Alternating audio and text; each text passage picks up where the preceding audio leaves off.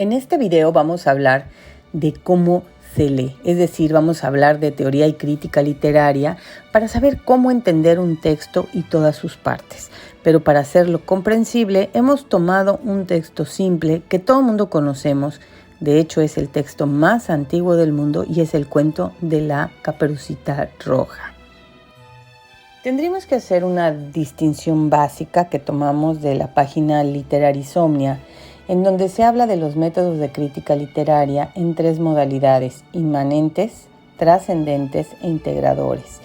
Entendemos por inmanentes aquellos que solo se fijan en los elementos de la obra, es decir, su estilo, como el caso de la estilística, la crítica formal o estructural, es decir, las partes que la componen, la crítica temática, es decir, los temas que están involucrados y que se tocan en la obra, y los análisis estadísticos que tienen que ver con toda la numeralia que integra al texto mismo.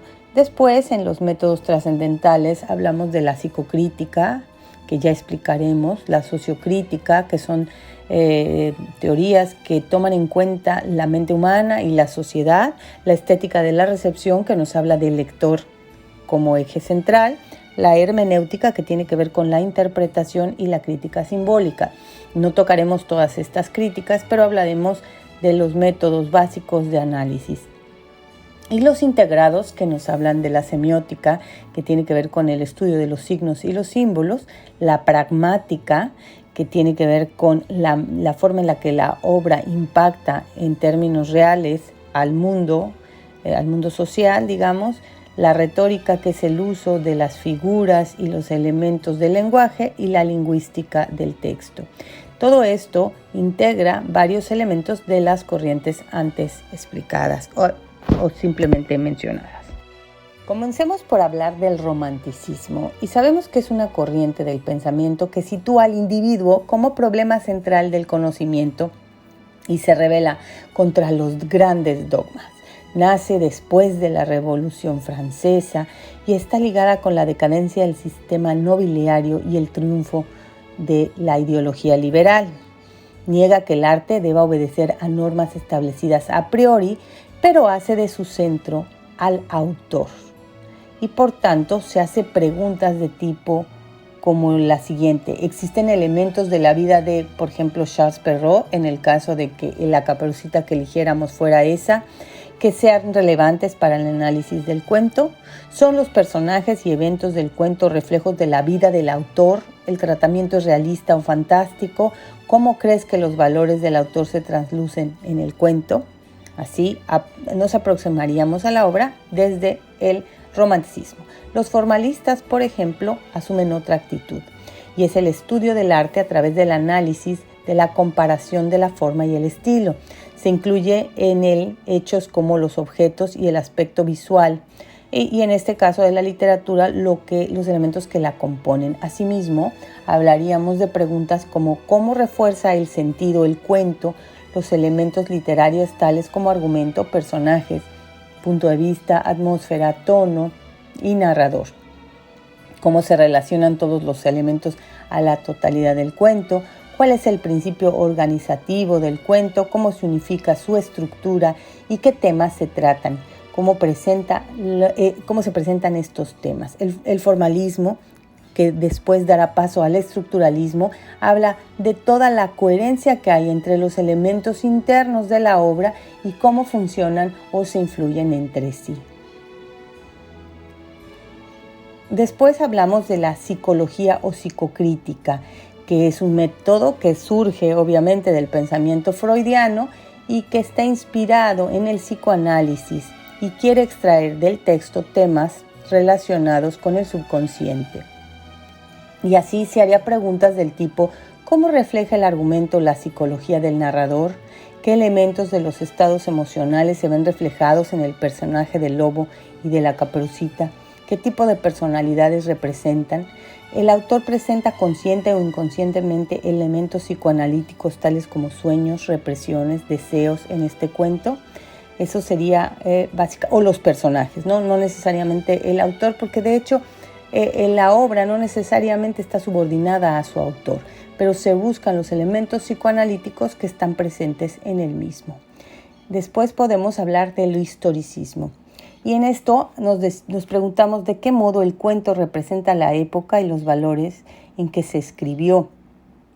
¿Qué influencia histórica o literaria ayudó a construir este texto? ¿Y qué tan importante es el contexto histórico para entender este cuento? Después podemos hablar de una lectura marxista, que, como sabemos, es una perspectiva teórica y un método de análisis socioeconómico de la realidad y de la historia, que considera la relación de clases y el conflicto social utilizando una interpretación materialista del desarrollo histórico y adopta una visión dialéctica de la transformación social y el análisis crítico del capitalismo. Así, en una lectura marxista, nosotros nos preguntaríamos cómo se presenta la diferencia de clases en el cuento. ¿Están los personajes conscientes de las fuerzas económicas que afectan sus vidas? ¿Qué valores ideológicos quedan implícitos y cuáles? El cuento afirma o reta al sistema en el que se sitúa. Por su parte, el neohistoricismo o nuevo historicismo es una forma de crítica y teoría que busca comprender una obra literaria no como una producción individual e independiente, sino como el producto del espacio, tiempo y contexto social en que se gestó. El texto literario y el contexto no literario reciben el mismo peso, mientras que el viejo historicismo considera la historia como un trasfondo de hechos al primer plano de la literatura, mientras que el historicismo antiguo sigue un enfoque jerárquico al crear un marco histórico y colocar el texto literario dentro de él. Si hacemos una analogía, en resumen, podemos decir que la diferencia entre el historicismo y el nuevo historicismo consiste en que el primero funciona queriendo llevar al texto al pasado que le dio origen y el segundo busca analizar el texto en el laboratorio del momento presente sin olvidar su origen temporal. Los estudios culturales se basan en una revisión crítica de la cultura de resistencia de la clase trabajadora frente a la gran influencia de los medios de comunicación de masas. Tiene el objetivo de comprender la cultura en toda su complejidad y analizar el contexto político y social, que es el lugar donde se manifiesta la cultura. Trata de reconciliar la división del conocimiento para superar la fractura entre un conocimiento cultural tácito y otro objetivo o presuntamente universal. Se compromete con una evaluación de la sociedad moderna, moral, y con una línea de acción política radical. Por tanto, se hace preguntas del tipo de ¿qué es lo que el cuento refleja sobre los valores culturales de la época en que fue escrito? ¿De qué modo los valores populares de la época reafirman o retan los valores expresados en este cuento? ¿Qué otros documentos contemporáneos al cuento tuviste que consultar o llamaron tu atención al analizar el mismo? ¿De qué modo influyeron en tu lectura del cuento y de la época representada tus propios prejuicios culturales? El postcolonialismo es un conjunto de teorías que lidian con el legado de la colonización española y portuguesa desde el siglo XVI hasta el XIX, con la británica y francesa durante el siglo XIX. Como teoría literaria o postura crítica, trata la literatura producida en países que fueron o son aún colonias de otros países y analiza los efectos del conocimiento producido en los países colonizadores sobre los países colonizados o sus habitantes. La teoría postcolonial formó parte de las herramientas críticas de los años 80 y trata muchos aspectos de la sociedad. Y nos haríamos preguntas como estas que siguen a partir del cuento que hemos elegido. ¿Existe una figura de dominación en el texto? Por ejemplo, podríamos pensar si el lobo es una figura dominante o la abuela representa una clase dominante. ¿Cuál es la influencia occidental en los personajes? ¿Está construida la historia a partir de valores occidentales? ¿Hay ejemplos de blanqueamiento o gentrificación? ¿Existen rasgos o rituales de una cultura dominada? Como habíamos sugerido, el estructuralismo proviene del formalismo ruso de la década de los 20, pero en 1960 logra convertirse en una tendencia filosófica, especialmente en Francia. Sostiene que todo está organizado y ordenado según la relación que guarda entre sí los elementos que la constituyen, y esta relación es de tipo interdependiente y de interacción. La organización tiene características de coherencia. Su objeto de estudio son las estructuras como tal. Es importante recordar que las estructuras son un sistema o conjunto de sistemas que están relacionados entre sí y pueden ser lingüísticos, sociales, económicos, etc. Así que el estructuralismo nos haría preguntas como cómo se comprenden los sentidos opuestos o contradictorios en el cuento, cómo se manifiestan los valores ideológicos en este texto, de qué modo afecta esto tu interpretación. ¿Podrías afirmar que el texto es ambiguo y no posee un sentido concluyente o definitivo? Y si es así, ¿por qué? ¿Cómo se descompone o deconstruye el sentido en el lenguaje del texto? Los estudios de género son un campo interdisciplinario centrado en el estudio académico de diversos temas relacionados con el concepto de género como categoría central, lo que incluye los estudios feministas relativos a la mujer y al feminismo, el género y la política, estudios de la mujer, estudios del hombre y lo que tiene que ver con los estudios LGBT y todas las siglas que componen la diversidad.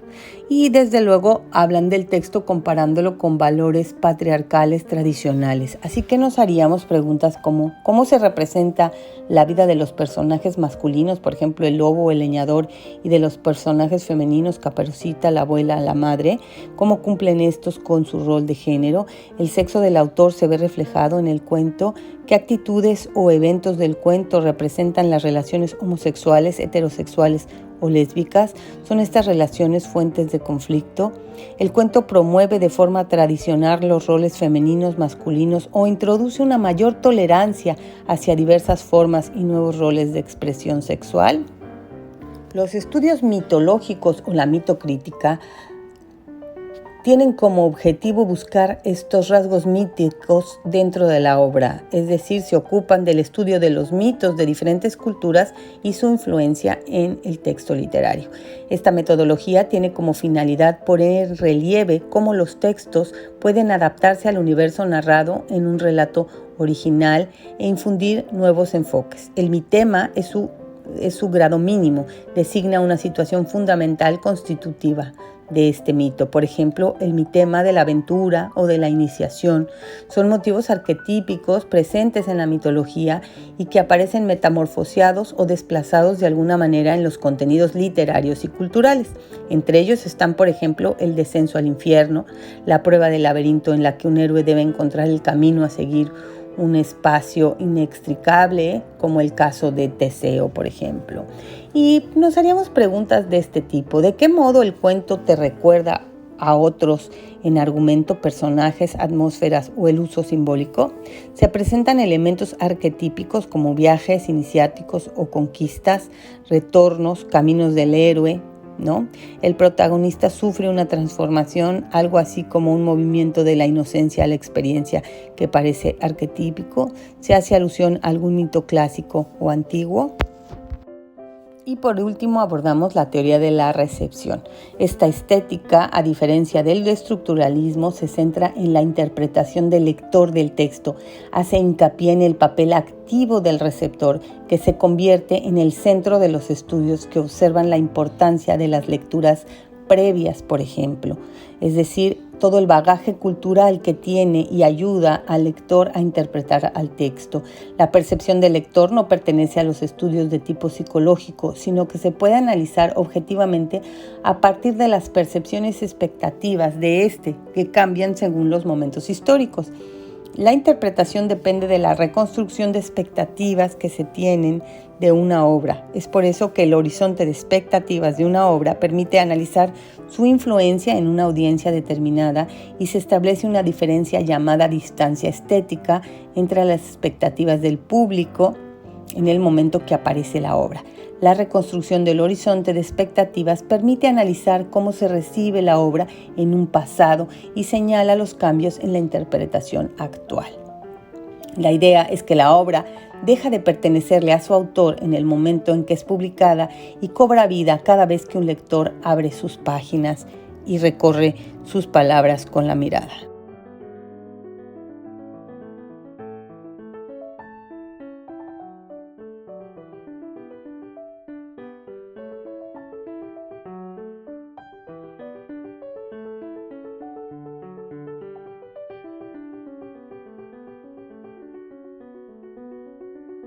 Las preguntas pertinentes que haríamos en esta lectura sería: ¿qué efecto causó en ti el cuento?